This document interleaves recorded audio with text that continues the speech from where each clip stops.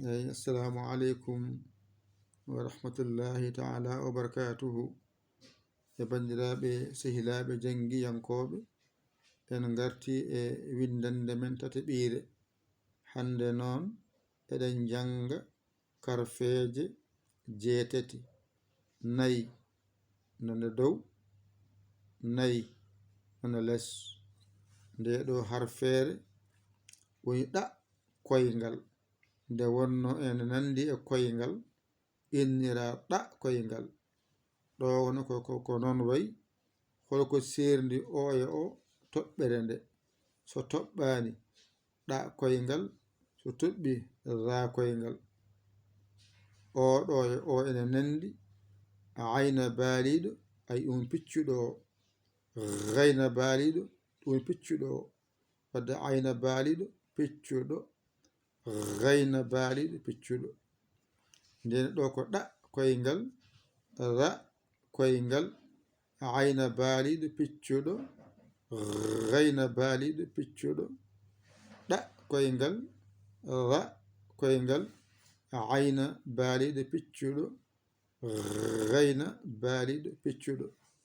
ɗa koyngal, ra koyngal, ayna baaliɗo piccuɗo, gayna baaliɗo piccuɗo. ɗo e ɗo ene nendi. ɗo ko fa ari ha ɗo wiya jorɗo, fa jorɗo. ɗo ko ari ko ha dowga hofi woni qa fara. ɗo ko fa jorɗo, ɗo ko qa fara. Nani teskuya ma non yo wonɗo no moƴƴi. Mayi defta goɗɗe so ngari mbarda ko ni. Kaare ɗo ɗe mbaɗa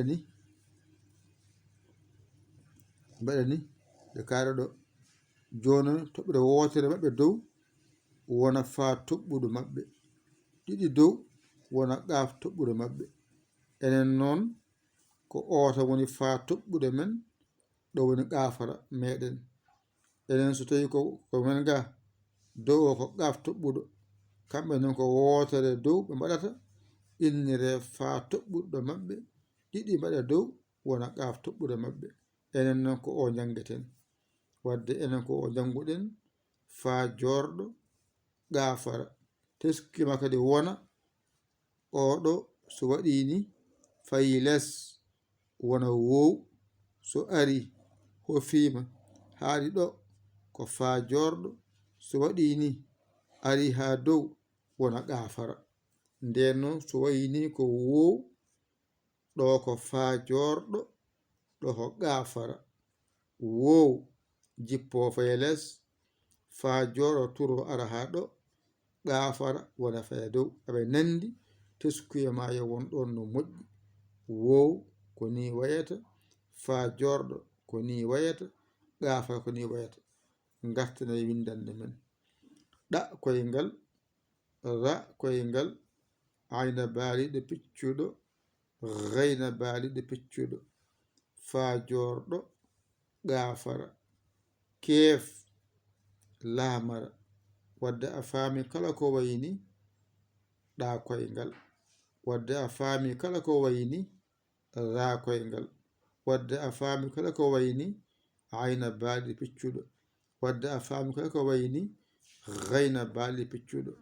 Wadde a faami kala ko wayni ko fa jorɗo. So wayni kadi ko fa jorɗo. Wadde a faami kala ko wayni ko qaafara. Wadde a faami kala ko wayni qaafara. ɗo ko fa toɓɓuɗo walla qaaf toɓɓuɗo. ɗon ko noon kono ɗo ko jangaden ko fa jorɗo, qaafara taw ha gasa.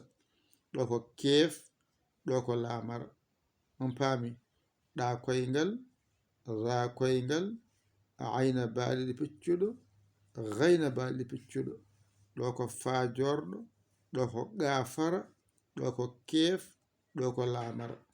Kala ko wayni ɗa koyngal, kala ko wayni ra koyngal, kala ko wayni ayna baaliɗo piccuɗo, kala ko wayni gayna baaliɗo piccuɗo, kala ko wayni fa jorɗo, kala ko wayni qaafara, kala ko wayni keef, kala ko wayni laamara.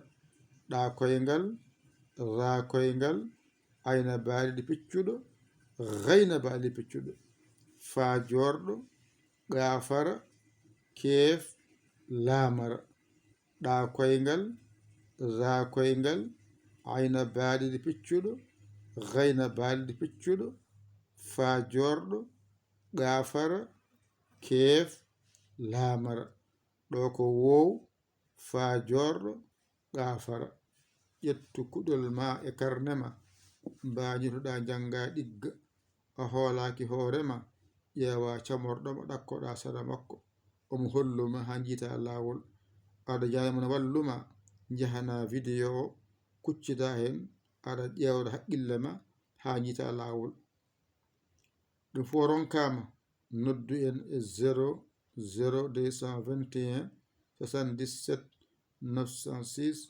14 81 mbaɗa yaya mbaɗa li jiya whatsapp men o ngara caggitoɗa a saggani noon alhamdulillahi ɓe ala ɗuyiɗano ko musidɗo mon giɗo mon saabu Allah yaya li kola Sénégal alhamdulillahi bi alamina on jarama wassalam